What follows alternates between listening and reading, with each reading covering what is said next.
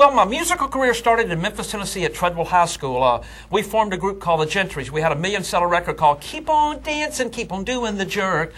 We toured with the Beach Boys, Sonny and Cher. I was a friend of Jerry the King Lawler's in Memphis, Tennessee, and I went to Treadwell High School. He went to Treadwell High School. Jerry got into the world of wrestling. So as the years went by, I became a big wrestling fan, and he always liked the music from the 60s. So one day he gave me a call. He was going to do a local record with a group in town.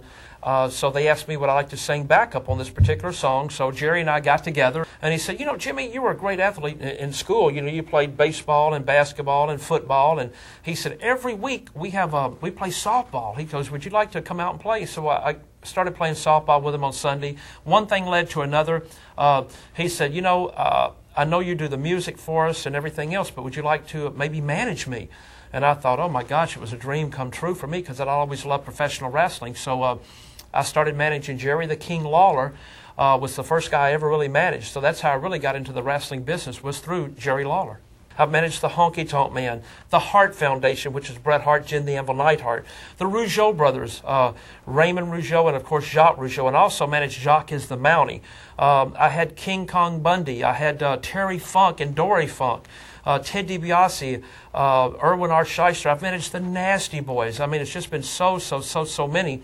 But the ones I like the most, I think, of course, managing Hulk Hogan was great. The Hart Foundation was tremendous.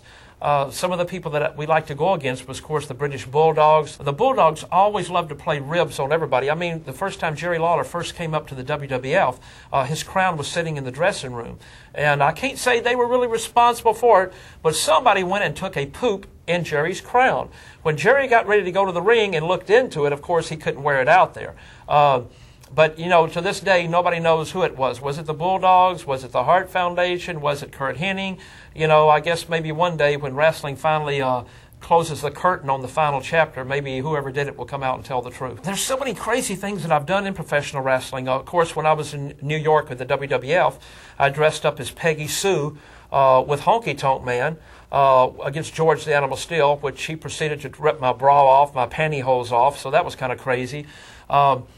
That was in the WWF. In the WCW, I kind of had a crazy match where I wore a chicken outfit if I had lost a match, which I lost, of course, and wore the chicken outfit. And, of course, in Memphis, Tennessee, there were so many crazy matches I was in. Of course, I tagged up with Andy Coppin, the late, great Andy Coppin. I was the partner one time with Jesse the Body Ventura, you know, the governor of Minnesota, and we fought Jerry Lawler and the San Diego Chicken. So through my career, it's been so many crazy, wild matches and things that I've done, it's hard to really just decide on one. Since I was never really a wrestler, I was in the matches a lot, you know, with Andy Coppin and people like that. But the only belt I really ever held was the Southern Handicap Championship belt.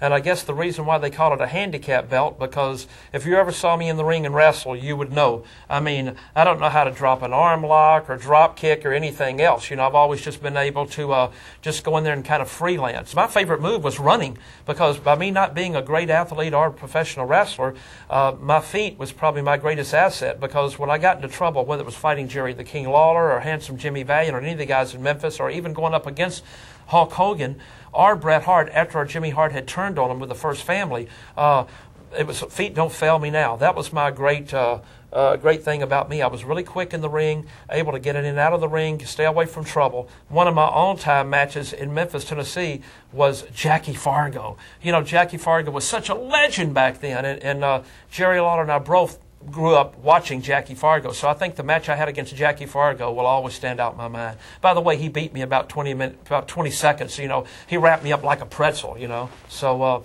it was great. Well, the Mouth of the South, along with a couple other guys, have put together a brand new wrestling company out of Universal Studios called the XWF. The jury's still out whether we'll ever get on TV or not, or ever make this thing happen. But Rowdy Roddy Piper's with us, Sable. We've got Bobby the Brain Heenan, Kurt Hennig, even Hulk Hogan's on some of our tapes with Jerry the King Lawler. We got a lot of fresh young talent too, so hopefully we got our fingers crossed that one day you'll be able to flip that old boob tube on and see the XWF. Brian Shields gave me a call along with a guy named Rick Fox. They're my favorite tag team at Acclaim. I want you to know that right now. So they kind of got together, and Brian had known I'd done a little bit of music for WCW and the WWF, and I'd mentioned that. He got a hold of Tricky Ricky Fox, and he gave us a call, and we were able to put some things together for him. And so far, you know, they've liked it very much. But it's kind of unique. I go back and like to look at the matches and some of the theme songs we used back then, and it kind of helps me with an idea on what we need to create, that we have a little piece of the past, but still a little piece of the future mixed together. Who is the smartest man in professional wrestling, and why am I? You know why? Because Jimmy Hart has managed some of the biggest names in this great sport. And like I always say, never trust a midget.